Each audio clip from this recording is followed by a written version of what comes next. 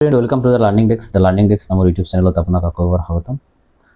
আমি SSTৰ social and political লাইফৰ 4টামান chapter already complete কৰিছোঁ আৰু আমাৰ 4টা চেপ্টাৰৰ কণ্টেণ্ট আমাৰ ইউটিউব চেনেলত আপলোড কৰা হৈছে। আজি আমি পঞ্চম চেপ্টাৰ 5 পৰ আমি পঞ্চায়ত শাসন ব্যৱস্থাৰ বিষয়ে পঢ়িম। পঞ্চায়ত ৰাজৰ পৰা প্ৰত্যেক বছৰত আপুনি এটা কুৱেশ্যন এটলিষ্ট এটা কুৱেশ্যন আপুনি পাবই পাব। ভেৰি ভেৰি ইম্পৰ্টেণ্ট হয়। আপুনি যদি অলপ ভিডিঅ'খন চাই দেন অভিয়াছলি আপুনি ইয়াৰ পৰা কুৱেশ্যন এনচাৰ কৰিব পাৰিব। চিম্পল আপোনাৰ জাষ্ট কেইটামান বস্তু বুজিব লাগে। প্ৰথমতে গ্ৰাম সভা কি? গ্ৰাম সভা আপুনি চিম্পলি বুজি লওক যে গ্ৰাম সভা এনেকুৱা এটা সভা য'ত গাঁৱত বসবাস কৰা বা অঞ্চলত বসবাস কৰা প্ৰত্যেক এজন এডাল্ট ব্যক্তিয়ে এই গ্ৰাম সভাৰ অংশ। ইয়াত গ্ৰাম সভা অংশ হ'বলৈ গ'লে প্ৰতি এজন ব্যক্তিক কি হ'ব লাগিব? এডাল্ট হ'ব লাগিব। এডাল্ট মানে প্ৰাপ্তবয়স্ক ভাৰতবৰ্ষৰ কণ্টেক্সটত 80 ইয়াৰ এণ্ড প্লাছ। চ' ইয়াত কিন্তু কোনো ধৰণৰ ভোটিং ছিষ্টেম নাই যে ভোটিং কৰি ৰিপ্ৰেজেণ্টেটিভ বনা হয় নেকি? নহয়, এনি ৰেণ্ডম পাৰ্চন 18 ইয়াৰ্ছ, গাঁৱৰ যিকোনো এজন ৰেণ্ডম পাৰ্চন 18 বছৰ হ'লে গ্ৰাম সভাৰ তেওঁ কি হৈ যায়? সদস্য হৈ যায়। চিম্পল বস্তু। আৰু এটা বস্তু জানিব আপোনাৰ নালাগে। এতিয়া গ্ৰাম সভাৰ মেম্বাৰশ্বিপ 18 ইয়াৰ্ছ লাগিব, 18 ইয়াৰ প্লাছ লাগিব। তাত প্ৰতিজন ব্যক্তি এটা কি গ্ৰাম সভাৰ সদস্য। চিম্পল। এতিয়া কথা হৈছে গ্ৰাম সভাত যিকোনো ব্যক্তিয়ে পাৰ্টিচিপেট কৰিব পাৰে। এনি পিপল যিকোনো ব্যক্তি ইয়াত পাৰ্টিচিপেট কৰিব পাৰে। ইয়াৰ কাৰণে কোনো যোগ্যতা প্ৰয়োজন নহয়, ইয়াৰ কাৰণে কোনো ধৰণৰ ভোটিং প্ৰয়োজন নহয়। ইয়াত প্ৰত্যক্ষভাৱে কিন্তু অংশগ্ৰহণ কৰে। তাৰপিছত গ্ৰাম সভাই কি কৰে? গ্ৰাম সভাই লোকাল প্ৰব্লেমবিলাক কি কৰে? ডিছকাশ্যন কৰে। লোকাল প্ৰব্লেমবিলাক ডিছকাশ্যন কৰে। আৰু গ্ৰাম সভাই কাৰ লগত কোঅপাৰেট কৰে? গ্ৰাম সভাই সকলো সময়তে গ্ৰাম পঞ্চায়তৰ লগতে কি ৰাখে? ডিৰেক্ট সম্পৰ্ক ৰাখে। আৰু আপুনি এটা কথা মনত ৰাখক, গ্ৰাম পঞ্চায়ত ৰিছপঞ্চিবল টু গ্ৰাম সভা। গ্ৰাম পঞ্চায়ত কি থাকে? ৰিছপঞ্চিবল থাকে। যিকোনো কাম যে কৰিব, যিকোনো কামৰ ৰিছপঞ্চিবল থাকিব কি? গ্ৰাম পঞ্চায়ত কাৰ ওপৰত? গ্ৰাম সভাৰ ওপৰত। কাৰণ গ্ৰাম সভাত থাকে কি? গ্ৰাম সভাত কি থাকে? গ্ৰাম সভাত থাকে পিপল, গ্ৰাম সভাত থাকে সাধাৰণ মানুহ, আৰু পঞ্চায়তত থাকে কি? ৰিপ্ৰেজেণ্টেটিভ। গতিকে ৰিপ্ৰেজেণ্টেটিভ সকলো সময়ত পিপলৰ ওপৰত কি থাকে? ৰিছপঞ্চিবল থাকে, জবাবদিহিতা হ'ব লাগিব। গতিকে গ্ৰাম পঞ্চায়ত অলৱেজ ৰিছপঞ্চিবল টু গ্ৰাম সভা। এইটো চিম্পল বস্তু আপুনি জানিব লাগিব। এতিয়া হাৰদাস ভিলেজৰ এটা কাহিনী আছে। হাৰদাস ভিলেজত এটা গাঁও আছিল। গাঁৱৰ মানুহৰ পানীৰ গুৰুত্বৰ অভাৱ হৈছিল। অভাৱৰ কাৰণে তেওঁলোকে কি কৰিছিল? তেওঁলোকে মহিলাবিলাকৰ 3 কিলোমিটাৰ দূৰত চুৰু নদীলৈ যাবলগীয়া হৈছিল পানীৰ কাৰণে। আৰু পৰৱৰ্তী সময়তে কি কৰা হয়? তাৰ পৰা চুৰু নদীৰ পৰা পানীৰ টেংকি নিৰ্মাণ কৰা হয়, যিকোনো ব্যৱস্থা কৰা হয়। এই কামবিলাক, সৰু সুৰা কামবিলাক কোনে কৰে? গ্ৰাম সভা, গ্ৰাম পঞ্চায়ত এই সৰু সৰু কামবিলাক কৰে। এই কামবিলাক তাৰমানে গাঁৱৰ যিকোনো সাধাৰণ সমস্যা যে আছে, গাঁৱৰ এই সাধাৰণ সমস্যা কি কৰে? এই গ্ৰাম সভা বা গ্ৰাম পঞ্চায়তৰ দ্বাৰা সলভ কৰা হয়। এই ষ্টৰীৰ দ্বাৰা এইটোৱে ক'ব বিচাৰিছে। ক্লিয়াৰ নহয় যে আচলতে কামটো কোনে কৰিছে। যিকোনো এটা ষ্টৰী আছে, চিম্পলি আপুনি জানিব পাৰিব যে গ্ৰাম সভাৰ কাম কি। মই গ্ৰাম সভাৰ কামবিলাক আপোনাক ক্লিয়াৰ কৰি দি আছোঁ। ইয়াত বঢ়িয়া শ্লাইড এটা আছে। গ্ৰাম সভাৰ অন্যতম কাম কি? চাওক, গ্ৰাম সভাৰ অন্যতম কাম হৈছে BPL লিষ্ট এপ্ৰুভ কোনে কৰে? গ্ৰাম সভাই কৰে। BPL মানে কি? বিলো পভাৰ্টি লাইন, দৰিদ্ৰ সীমাৰেখাৰ তলত। দ্য গ্ৰাম সভা approve the least people who R বিলো পভাৰ্টি লাইন। এইটো ইম্পৰ্টেণ্ট। এইটো কিন্তু ইয়াৰ পৰা ডিৰেক্টলি কুৱেশ্যন আহে যে BPL লিষ্টটো কোনে বনায়? BPL লিষ্টটো বনায় কি? গ্ৰাম সভাৰ কাম। দৰিদ্ৰ লোকসকলৰ গ্ৰাম সভাই অনুমোদন কৰে। গ্ৰাম সভাৰ হৈছে এইটো কাম। এতিয়া যিকি নহওক, ইয়াৰ পৰা কৰিব নালাগে। এতিয়া চাওক, গ্ৰাম সভাৰ মই কাম কাজবিলাক এবাৰ অলপ আলোচনা কৰি দিওঁ। গ্ৰাম সভাৰ কাম কাজবিলাক কি? গ্ৰাম সভাই কি কৰে? সকলো কামৰ পৰিকল্পনা জনসাধাৰণৰ সন্মুখত উপস্থিত কৰিব লাগে। পঞ্চায়তে যিকোনো কাম কৰিব, পঞ্চায়তৰ কামবিলাক কাৰ আগত প্ৰেজেণ্ট কৰিব লাগিব? পঞ্চায়তৰ কামবিলাক কাৰ আগত প্ৰেজেণ্ট কৰিব লাগিব? গ্ৰাম সভাৰ আগতে প্ৰেজেণ্ট কৰিব লাগিব। তাৰপিছত গ্ৰাম পঞ্চায়তে যদি কোনো ভুল কাম কৰে, ভাগ কৰিব বিচাৰে, সাপোজ ধৰক গ্ৰাম পঞ্চায়তে যদি গ্ৰাম পঞ্চায়তে যদি কোনো ভুল কাম কৰিব বিচাৰে তেনেহলে ইয়াত বাধা কোনে দিব? বাধা দিব গ্ৰাম সভায় কি দিব? বাধা দিব পাৰে। তাৰপিছত যদি গ্ৰাম পঞ্চায়তে ধনৰ অপব্যৱহাৰ যদি কৰে দেন এই ক্ষেত্ৰত কি গ্ৰাম সভায় কি দিব পাৰে? প্ৰিভেন্ট কৰিব পাৰে, বাধা দিব পাৰে। তাৰপিছত গ্ৰাম পঞ্চায়তে যদি কোনো পাৰ্টিকুলাৰ ব্যক্তিক যদি বিশেষভাৱে দেখে বা পক্ষপাতিত্ব কৰিলে কি কৰিব পাৰে? এই গ্ৰাম সভায় এই ক্ষেত্ৰত কি কৰিব পাৰে? বাধা দিব পাৰে। তাৰ মানে গ্ৰাম সভায় মেইনলি কি থাকে? এই যে গ্ৰাম পঞ্চায়ত যে থাকে, গ্ৰাম পঞ্চায়ত সকলো সময়ত কাৰ ওপৰত ৰেসপন্সিবল থাকে? গ্ৰাম সভাৰ ওপৰত ৰেসপন্সিবল সকলো সময়তে থাকে। সিম্পল কথা যে গ্ৰাম সভায় লোকাল প্ৰব্লেম যিবিলাক আছে, ভিলেজৰ যিবিলাক প্ৰব্লেম আছে, প্ৰব্লেমবিলাক তেওঁলোকে কি কৰে? আলোচনা কৰে আৰু সমস্যাবিলাক গ্ৰাম পঞ্চায়তলৈ পঠায় সমস্যাবিলাক সমাধান কৰিবৰ কাৰণে। সিম্পল কথা। তেনেহলে আমি গ্ৰাম সভাৰ কাম কাজ কৰিলো। আৰু গ্ৰাম সভাত সকলো যিকোনো ব্যক্তি যদি 18 ইয়াৰ ওল্ড হয় কম্পালসাৰি তেওঁ কি হৈ যায়? গ্ৰাম সভাৰ মেম্বাৰ হৈ যায়। এতিয়া চাওক গ্ৰাম পঞ্চায়ত কি? গ্ৰাম পঞ্চায়ত গঠিত হয় কিহৰ দ্বাৰা? ওয়াৰ্ডৰ দ্বাৰা গ্ৰাম পঞ্চায়ত গঠিত হয়। আৰু ওয়াৰ্ড মেম্বাৰবিলাকক কি বুলি কোৱা হয়? পাঞ্চ বুলি কোৱা হয়। ওয়াৰ্ড মেম্বাৰবিলাকক কি বুলি কোৱা হয়? পাঞ্চ বুলি কোৱা হয়। আৰু পাঞ্চবিলাক মিলি তেওঁলোকে কি বনায়? প্ৰেচিডেণ্ট বনায়। প্ৰেচিডেণ্টৰ ইলেকশ্যন কিন্তু ডিৰেক্ট ইলেকশ্যন নহয়। প্ৰথমে পিপলবিলাক কি বনায়? পিপলবিলাক ওয়াৰ্ড মেম্বাৰ বনায় বা পাঞ্চ বনায়, আৰু পাঞ্চবিলাক মিলি প্ৰেচিডেণ্ট বনায়। আৰু প্ৰেচিডেণ্টক কোৱা হয় কি? প্ৰেচিডেণ্টক কি হয়? সাৰপঞ্চ বুলি কোৱা হয়। এইটো হৈছে কি? Gram panchayat system. Every village panchayat is divided into ward. Village panchayat কি? ওয়াৰ্ডলৈকে ভাগ থাকে। এইটো হৈছে আটাইতকৈ smallest area. Each ward select the representative call the ward member or panch. ওয়াৰ্ডৰ পৰা কি পাঞ্চ যে মেম্বাৰবিলাক যে হয়, মেম্বাৰবিলাকক কি বুলি কোৱা হয়? পাঞ্চ বুলি কোৱা হয়। তাৰপিছত এই পাঞ্চবিলাক মিলি কি বনায়? সাৰপঞ্চ বনায়।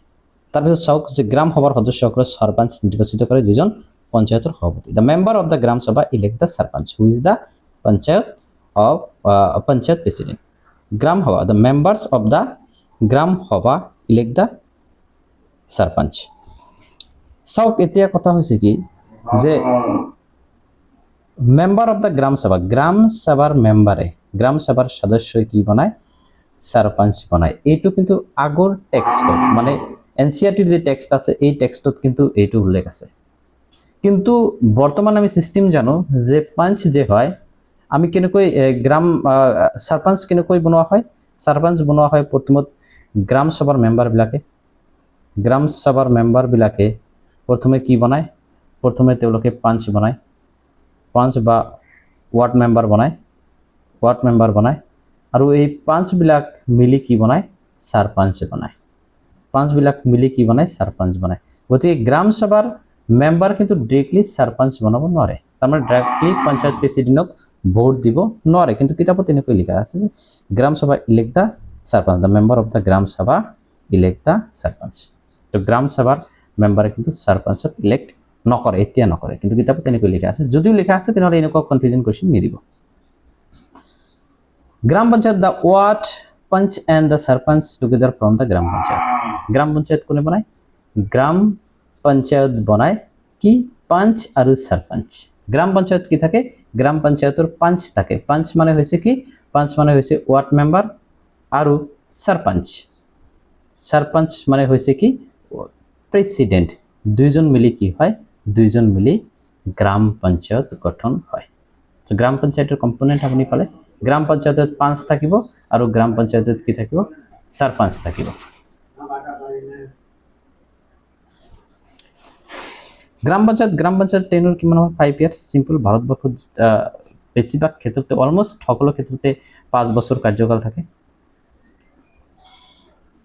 এতিয়া পঞ্চায়েত সেক্ৰেটাৰী পঞ্চায়ত সেক্ৰেটাৰী কি জানিব লাগিব পঞ্চায়ত সেক্ৰেটাৰী এজন বিষয়া এই বিষয়া কিন্তু তেওঁ কি নহয় তেওঁ কিন্তু ইলেক্টেড নহয় পঞ্চায়ত সেক্ৰেটাৰী যে থাকে তেওঁ ইলেক্টেড নহয় যদি কি হি পার্মানেন্ট হয় হি পার্মানেন্ট তার মানে গভর্নমেন্টে কি করে এই পঞ্চায়েত সেক্রেটারি কি করে অ্যাপয়েন্ট করে গভর্নমেন্টে অ্যাপয়েন্ট করে এটা কি চাকরি হয় এটা চাকরি হয় the gram panchayat has a secretary who is the secretary of the gram sabha তার মানে জোনে পঞ্চায়েত সেক্রেটারি থাকে panchayat secretary also the secretary of gram sabha তো গ্রাম সভারও কি হয় সেক্রেটারি থাকে এটু মনত রাখিব কিন্তু স্টেটমেন্টবিলাক মনত রাখিব ডিউটিস অফ সেক্রেটারি ডিউটিস কি সেক্রেটারির কাম কি কল মিটিং অফ দ্য গ্রাম সভা এন্ড দ্য গ্রাম সভা আর গ্রাম পঞ্চায়েতের মিটিংস আহ্বান করা তেওঁৰ দায়িত্ব keep record of the proceeding হবার কার্যাবলী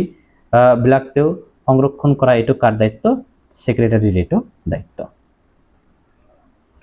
তাৰপিছত অ্যাপয়েন্ট সেক্রেটারি ইলেক্টেড নহয় সরকারে নিযুক্তি দিয়ে সরকারি পরীক্ষা দ্বারা এডিআরি সিডিআরি পরীক্ষা হয়ে আছে এই পরীক্ষার দ্বারা কিন্তু নির্বাচিত করা হয় তো গ্রাম সভা কি গ্রাম সভা হোয়াই দ্য গ্রাম সভা ইম্পর্টেন্ট গ্রাম সভার বিষয়ে যদি আমি আলোচনা করেছি কারণ গ্রাম পঞ্চায়েতের দায়িত্বশীলভাবে কাম করা নিশ্চিত করা গ্রাম সভা হয়েছে এটা গুরুত্বপূর্ণ উপাদান তার মানে গ্রাম পঞ্চায়েতে কেনেকুৱা কাম আছে গ্ৰাম পঞ্চায়েতে কি কাম কৰি আছে কেনেকৈ কাম কৰা হৈছে কারণ gram panchayat always responsible to gram sabha so all the plan of the work of the gram panchayat are placed before the people যে গ্রাম পঞ্চায়েতে কি কাম কৰিব they should place before the people যেতিয়া আহিব কোন পিপল আহিব ভিলেজ পিপল আহিব আৰু ভিলেজ পিপল যেতিয়া আহিব দেন অবভিয়াসলি এটো কি আহিব গ্রাম সভা আহিব সে সিম্পল কথা আগতে কৈছো যে gram panchayat always responsible to gram সভা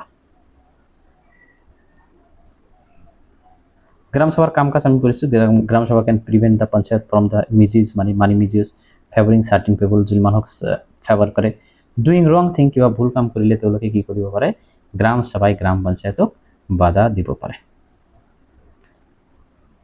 যিকি নহওক ইয়াত কৈছে আই অন রিপ্রেজেন্টেটিভ ইয়াত কি কৈছে চাওক যে it keeps the eye of the elected representative and makes them the responsible to the people who elected them যে নির্বাচনী প্ৰতিনিধিসকল যিসকল থাকে তেওঁলোকৰ ওপৰত নজৰ ৰাখে আৰু তেওঁলোকে নিৰ্বাচন কৰা জনসাধাৰণৰ ওচৰত সদায় দায়বদ্ধ কৰি ৰাখে এটো হৈছে কি ডেমোক্ৰেটিক সিস্টেম আৰু ভাৰতবৰ্ষৰ যেটো ডেমোক্ৰেটিক সিস্টেম এটো একেবাৰে কি এইটো একেবাৰে ডেমোক্ৰেটিক সিস্টেমটো একেবাৰে গ্ৰাস ৰুটৰ পৰা এই পঞ্চায়ত সিস্টেমৰ পৰা ভাৰতবৰ্ষ ডেমোক্ৰেটিক সিস্টেমৰ একেবাৰে গ্ৰাস ৰুট আৰু ইয়াৰ পৰাই আৰম্ভ হয়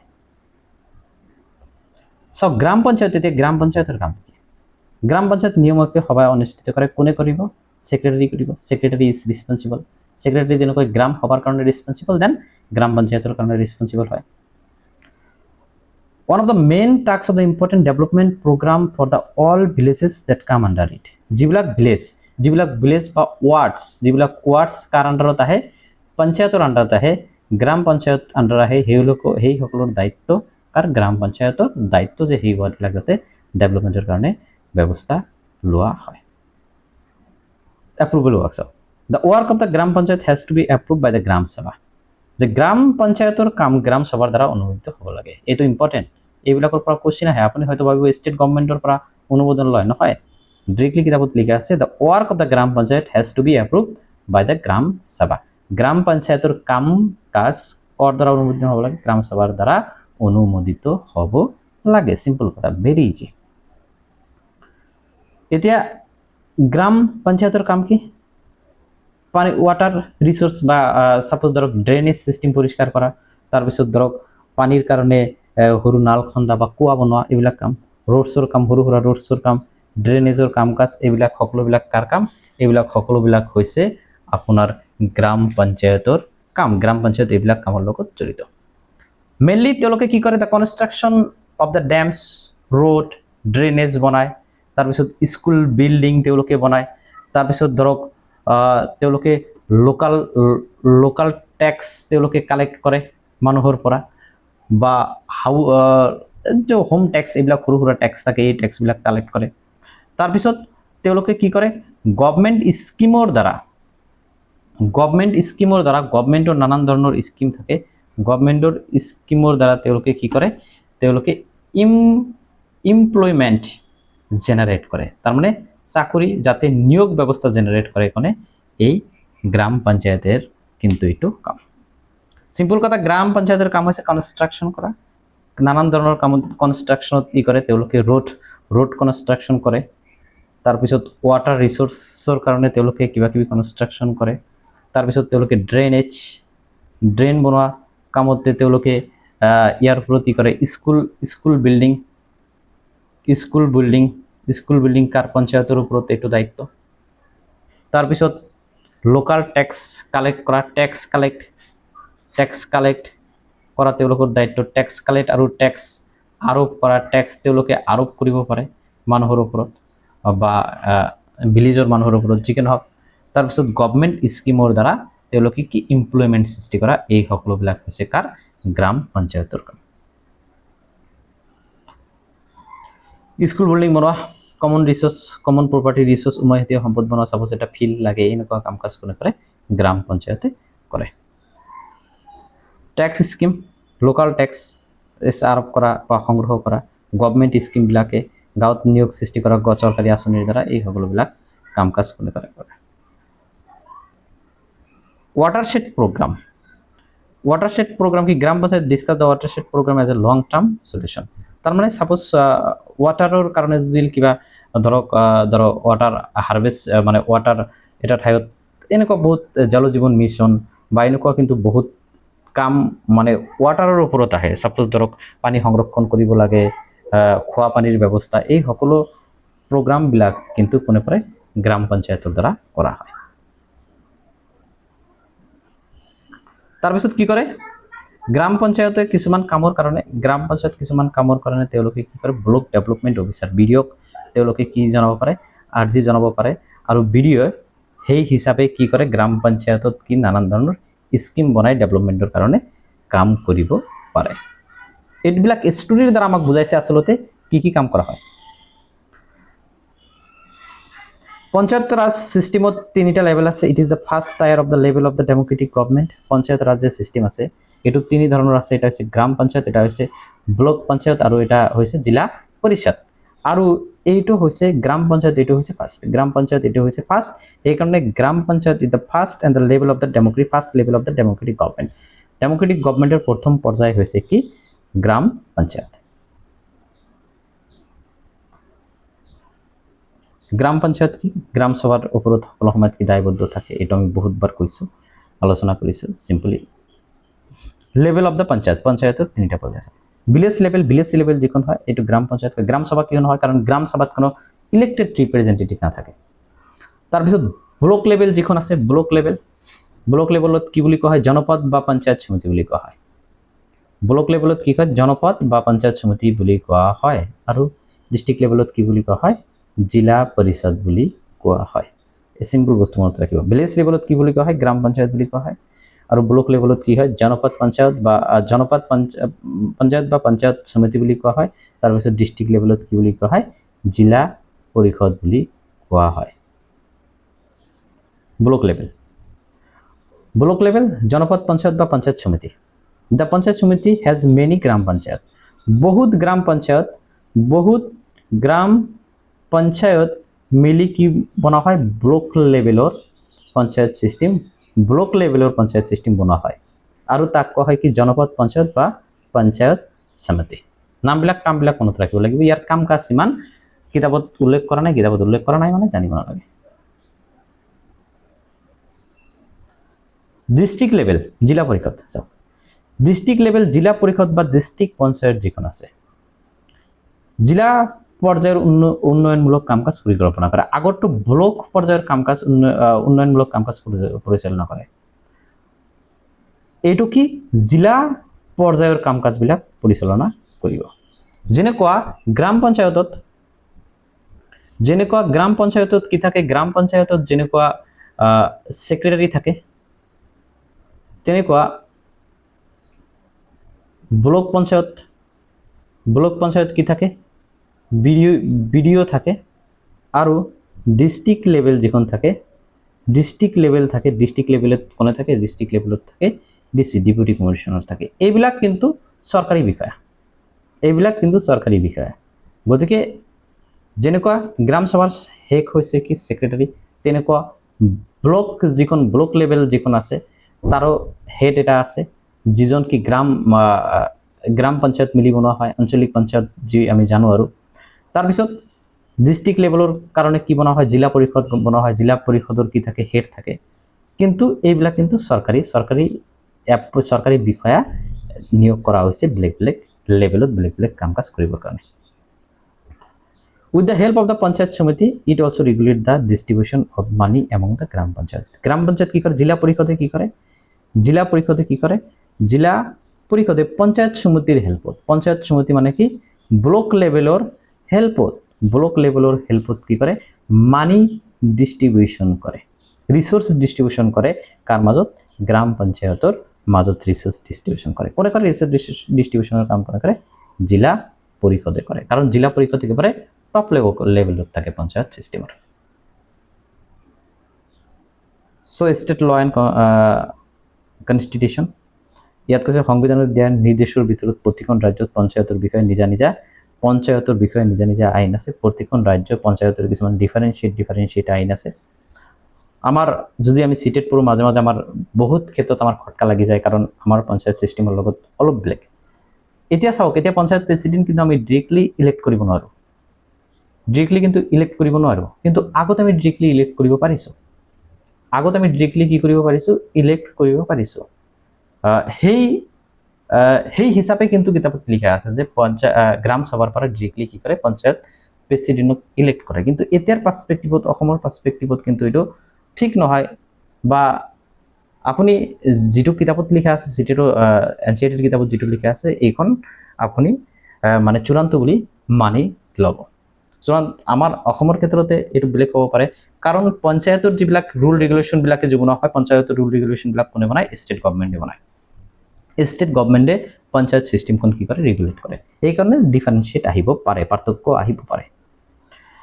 The aim is to provide the more space for the people to participate and raise their voice. ইয়াৰ উদ্দেশ্য হৈছে জনসাধাৰণৰ অধিক অংশগ্ৰহণ আৰু নিজৰ মত প্ৰকাশৰ সুযোগ দিয়া।